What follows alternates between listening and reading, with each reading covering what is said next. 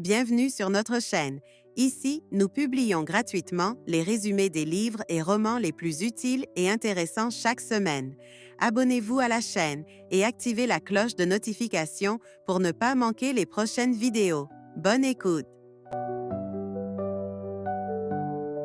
Vous pensez que la créativité, c'est réservé aux artistes, aux inventeurs ou aux génies?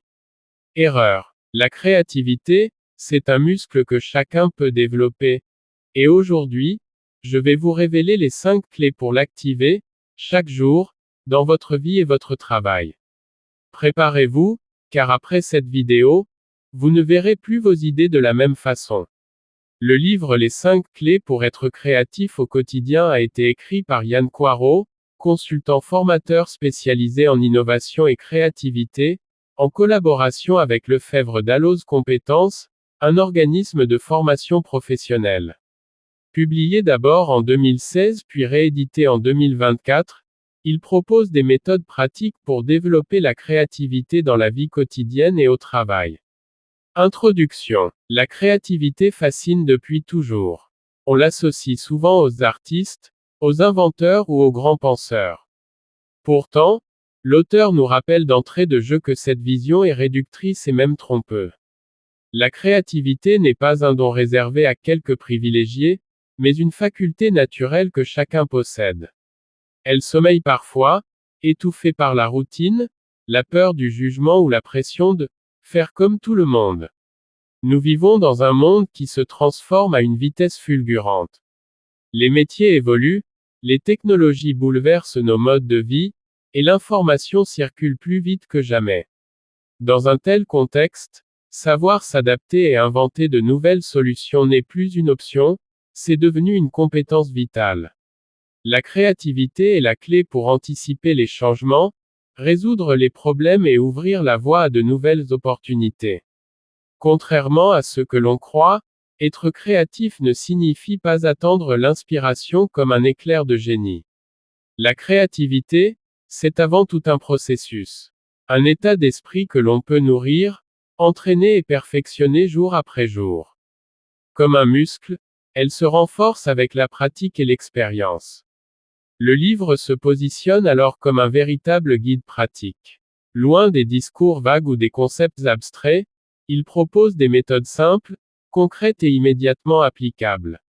Que l'on soit étudiant, entrepreneur, salarié ou simplement curieux, chacun peut y trouver des leviers pour libérer et développer son potentiel créatif. Dès l'introduction, l'auteur lance un défi au lecteur. Ne pas se contenter d'écouter ou de lire, mais expérimenter. Oser essayer, même si l'idée semble imparfaite. S'autoriser à explorer, à combiner des idées, à tester de nouvelles approches. Parce que la créativité n'est pas seulement une manière de penser, c'est avant tout une manière d'agir. Chapitre 1. Nous sommes tous créatifs. Le premier chapitre commence par casser une idée reçue tenace. La créativité ne serait réservée qu'aux artistes, inventeurs ou génies exceptionnels. L'auteur insiste sur le fait que cette croyance est fausse et limitante. Chaque être humain possède un potentiel créatif naturel. Dès l'enfance, nous avons tous cette capacité à inventer, imaginer, construire des solutions originales. Mais en grandissant, nos habitudes, la peur de l'échec et le regard des autres viennent souvent étouffer cette force intérieure. La créativité est partout. Elle se manifeste dans la façon de résoudre un problème au travail, de préparer un repas original avec ce que l'on a sous la main, ou même de raconter une histoire à un enfant. Pourtant, beaucoup de personnes ne reconnaissent pas ces actes comme créatifs, car elles associent ce mot à des domaines prestigieux comme la peinture, la musique ou la recherche scientifique. L'auteur rappelle que cette vision réductrice empêche de voir que nous utilisons la créativité chaque jour, souvent sans nous en rendre compte. Nous vivons aujourd'hui dans un monde en perpétuel changement. Les métiers évoluent, les technologies transforment notre quotidien, et les habitudes de communication se réinventent sans cesse. Dans ce contexte, la créativité devient bien plus qu'un atout, c'est une compétence essentielle pour s'adapter, trouver des solutions nouvelles et transformer les défis en opportunités. Comme le disait Charles Darwin, Ce n'est pas l'espèce la plus forte qui survit, ni la plus intelligente, mais celle qui s'adapte le mieux au changement. Et pour s'adapter, il faut savoir penser autrement. L'auteur insiste aussi sur un point fondamental, la créativité n'est pas un éclair de génie soudain qui tombe du ciel. C'est un processus qui se cultive et s'exerce. On pourrait la comparer à un muscle. Plus on le sollicite, plus il se renforce. Chaque expérience nouvelle, chaque idée testée, chaque essai, même imparfait, contribue à développer cette aptitude. Comme l'a dit Thomas Edison, l'inventeur de l'ampoule, le génie, c'est 1% d'inspiration et 99% de transpiration. Pour illustrer cette idée, l'auteur donne des exemples concrets. Un cuisinier qui improvise un plat avec ce qui reste dans le frigo, un artisan qui détourne un outil pour lui donner un autre usage, ou encore une entreprise qui adapte ses services face à une crise. Dans chacun de ces cas, il y a une même démarche. Observer la situation, imaginer des options et passer à l'action. La créativité n'est pas forcément spectaculaire, elle se cache dans les solutions simples mais ingénieuses. Ce chapitre est aussi une invitation à changer de regard sur soi-même. Trop souvent, nous nous disons, je ne suis pas créatif, simplement parce que nous ne dessinons pas ou ne composons pas de musique. En réalité, être créatif, c'est avant tout savoir poser des questions, explorer de nouvelles pistes, combiner des idées et oser expérimenter. Comme le disait Albert Einstein, l'imagination est plus importante que la connaissance. Car c'est elle qui ouvre la porte à l'innovation. Enfin, l'auteur prépare le terrain pour la suite du livre. Il annonce que l'objectif n'est pas de donner des théories compliquées, mais des méthodes concrètes et faciles à appliquer pour réveiller la créativité au quotidien, aussi bien dans la vie professionnelle que personnelle. Le lecteur est encouragé à ne pas seulement lire ces pages, mais à mettre en pratique chaque conseil. Car la créativité n'est pas une idée abstraite, c'est une action vivante, qui se nourrit de curiosité, d'ouverture et d'expérimentation. Chapitre 2. Être créatif dans son organisation personnelle. L'auteur commence en soulignant l'importance de l'organisation personnelle comme terrain fertile de créativité. Il invite à considérer notre façon de structurer le quotidien non comme une contrainte rigide, mais comme un levier puissant pour libérer l'inspiration. En revisitant nos habitudes, on découvre de nouvelles façons de penser, de créer, de s'adapter.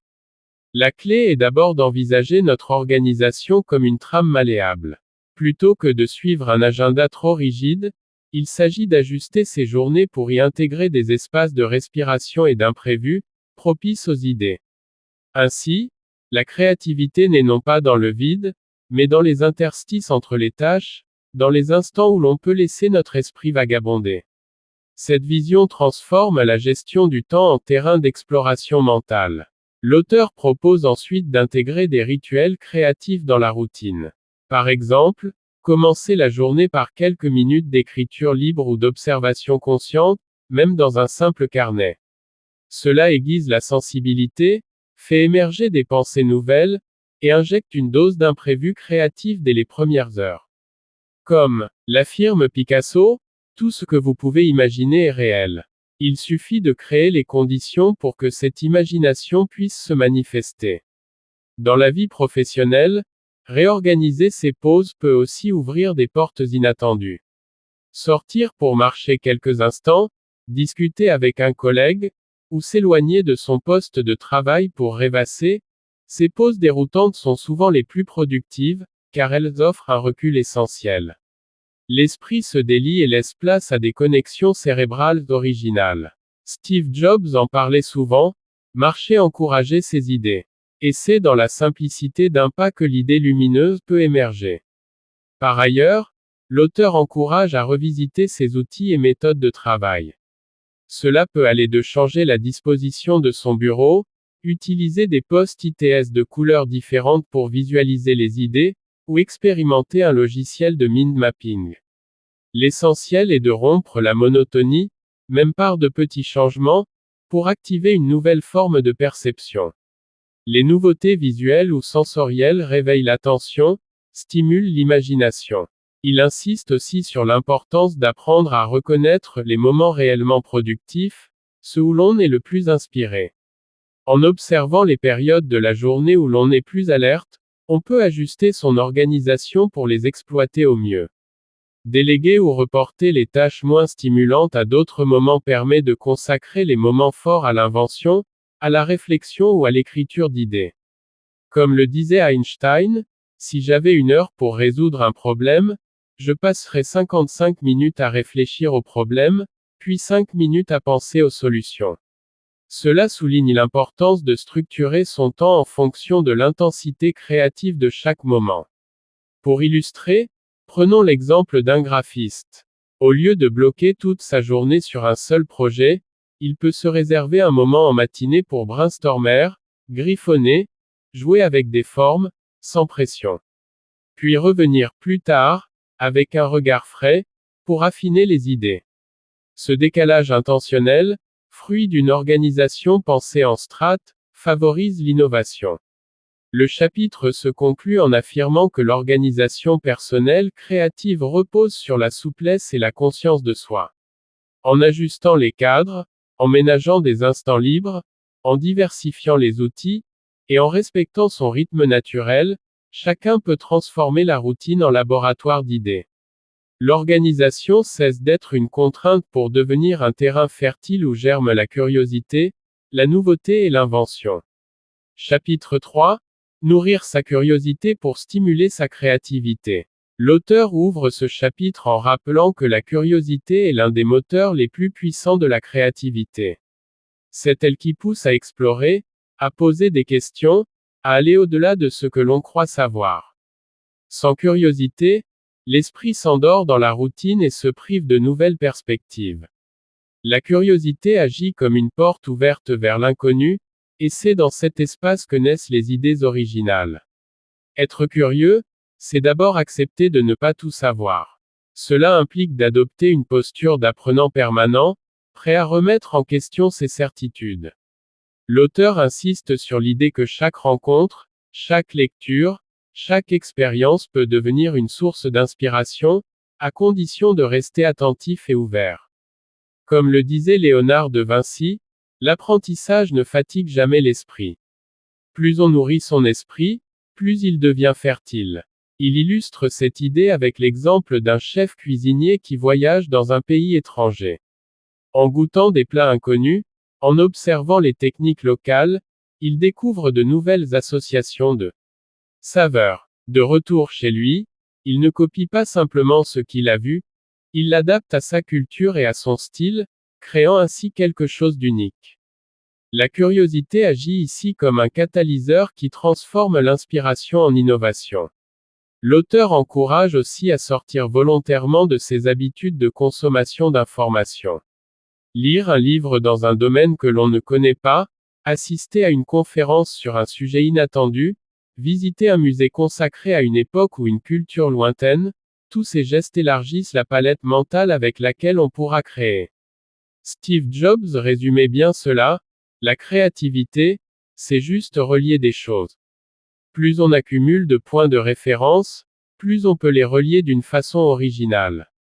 La curiosité ne se limite pas à absorber des connaissances, elle implique aussi d'observer activement son environnement. L'auteur parle de cette capacité à remarquer les petits détails que d'autres ne voient pas.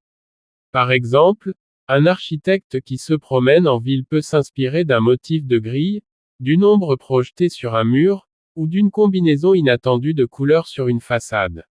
Ces micro-observations deviennent des graines d'idées, prêtes à germer quand l'occasion se présentera. Pour cultiver cette curiosité, il propose de pratiquer la curiosité volontaire. Cela signifie prendre le temps, chaque jour, de se poser des questions simples mais profondes. Pourquoi cela fonctionne-t-il ainsi? Que se passerait-il si je changeais cet élément? Quelles autres possibilités existent? Ces interrogations déclenchent des chemins de pensée inexplorés. Elles transforment même les situations banales en occasions d'apprentissage. Le chapitre se conclut sur une idée forte. La curiosité est comme une alimentation pour l'esprit. Plus elle est variée, plus elle nourrit une pensée riche et originale. En cultivant l'étonnement, en osant poser des questions et en cherchant des réponses au-delà de l'évidence, on entretient un feu créatif qui ne s'éteint jamais. Comme le disait Socrate, je ne peux rien enseigner à personne, je ne peux que les faire réfléchir. Et c'est bien cette réflexion nourrie par la curiosité qui ouvre la voie à la vraie créativité. Chapitre 4. Combiner les idées pour créer du nouveau. L'auteur ouvre ce chapitre en expliquant que la créativité ne naît pas toujours de la création ex nihilo. Très souvent, elle vient de la combinaison d'éléments déjà existants, mais assemblés d'une manière nouvelle. Cette approche repose sur un principe simple, tout ce que nous inventons est le fruit de connexion.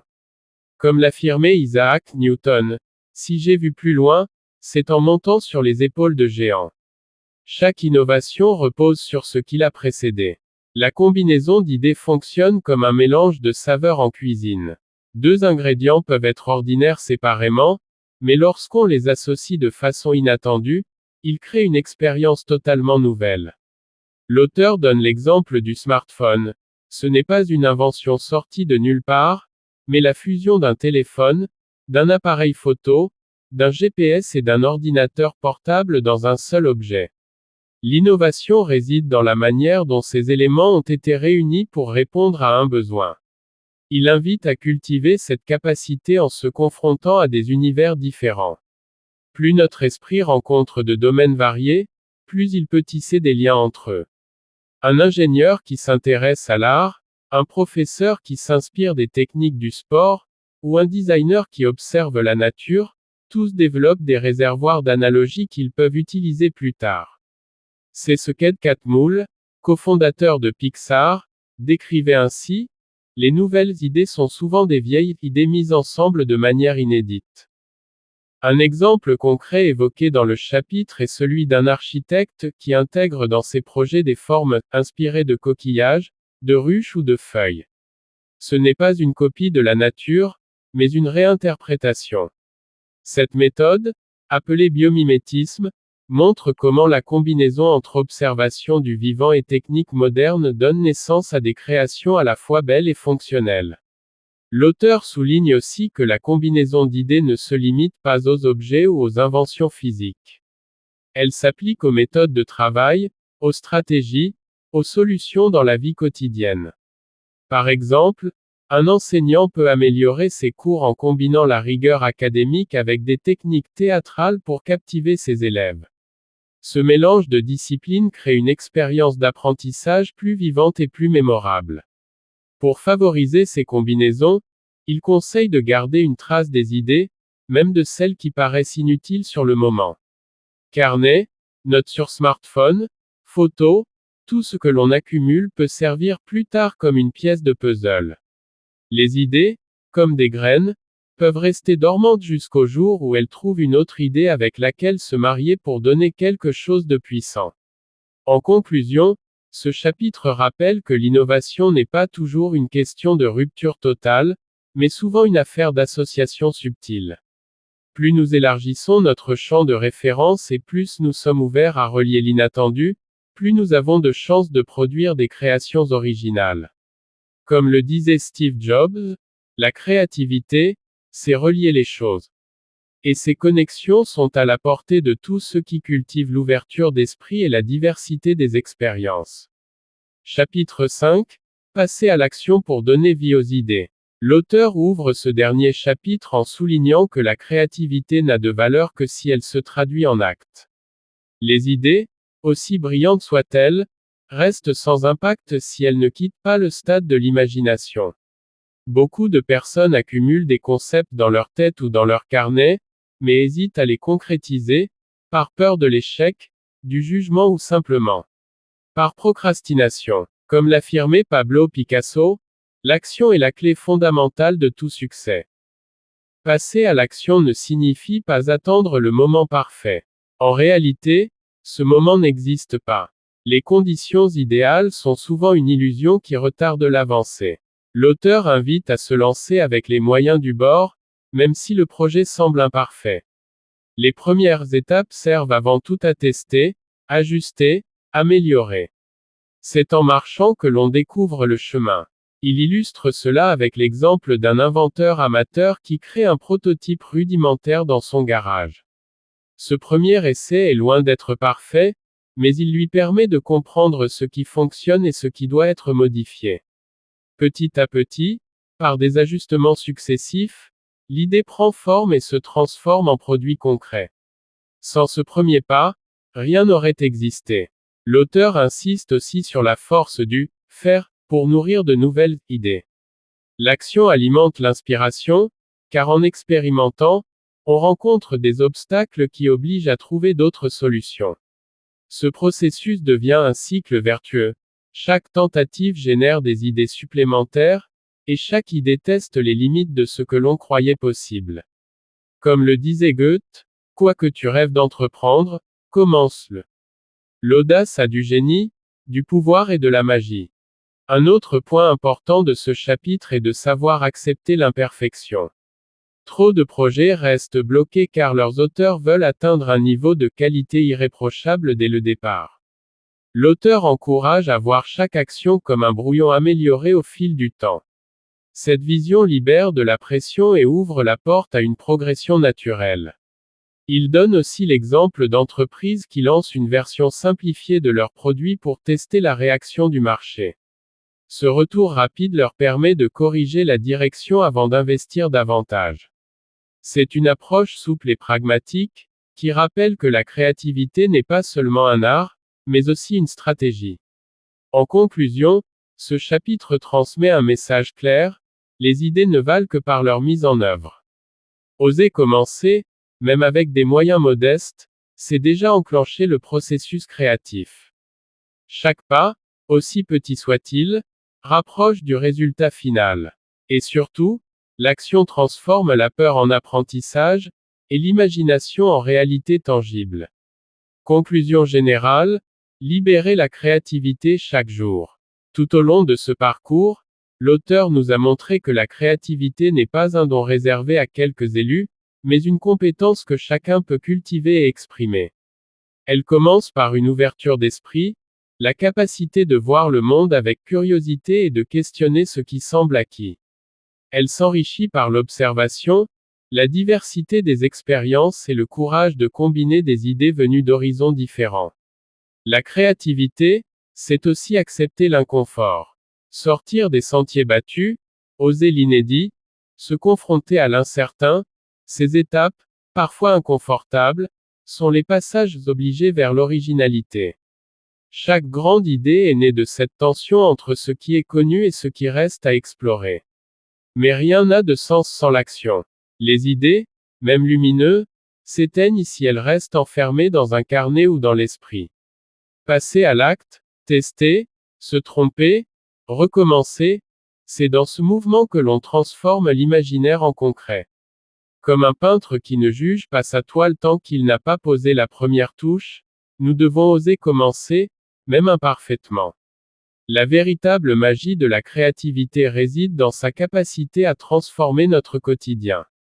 Elle nous permet de résoudre des problèmes avec inventivité, de donner du sens à nos projets et de laisser une empreinte unique. Et surtout, elle nous rappelle que nous avons tous en nous cette étincelle, prête à s'embraser dès que nous décidons de l'alimenter par la curiosité, l'audace et la persévérance. En fin de compte, être créatif au quotidien, c'est choisir de voir le monde non pas tel qu'il est, mais tel qu'il pourrait être. C'est comprendre que chaque jour offre une nouvelle page blanche à remplir. Et comme le disait Albert Einstein, la créativité, c'est l'intelligence qui s'amuse. Alors amusons-nous, expérimentons, et laissons nos idées façonner un monde plus riche, plus original et plus vivant. Si cette vidéo vous a inspiré, likez, abonnez-vous et partagez-la avec quelqu'un qui a besoin de réveiller son potentiel créatif. Et dites-moi en commentaire, quelle clé allez-vous mettre en pratique dès aujourd'hui?